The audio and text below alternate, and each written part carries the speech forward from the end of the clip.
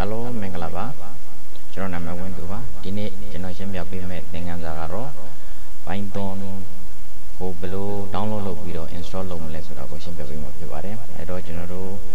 internet browser တစ်ခုခု Firefox သို့မဟုတ် Google Chrome တစ်ခုခုဝင်ပြီးတော့ကျွန်တော်တို့ www.python.org ကိုသွားပြီးတကလား download page ကိုသွားမှာဖြစ်ပါတယ်အဲဒီ download page ကိုရောက်တဲ့အခါမှာကျွန်တော်တို့အသုံးပြုမဲ့ window ကိုမူတည်ပြီးတော့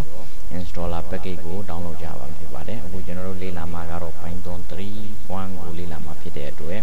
Python 3.1 window MSI file ကို click လုပ်ပြီးတော့ download ပေါက်ကြလာတဲ့အခါမှာ save file အနေနဲ့ okay နှိပ်ပြီးတော့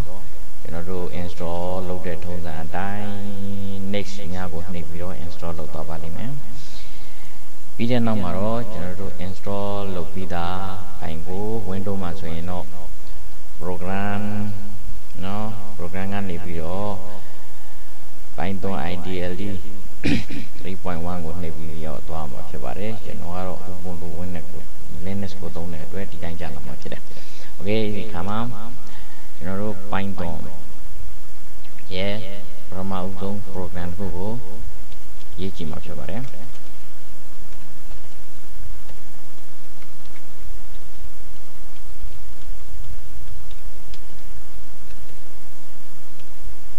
ဝါ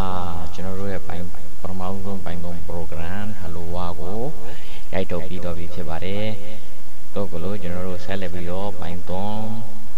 ရဲ့ကိန်းဂဏန်းနေနဲ့သင်္ချာဆိုင်ရာတွေကိုဘယ်လိုလုပ်လဲဆိုတာကိုနောက်တစ်ခါမှဆက်လက်ဖော်ပြသွားမှာဖြစ်ပါတယ်အခုလိုကြည့်ရှုရတဲ့အတွက်အထူးကျေးဇူးတင်ပါတယ်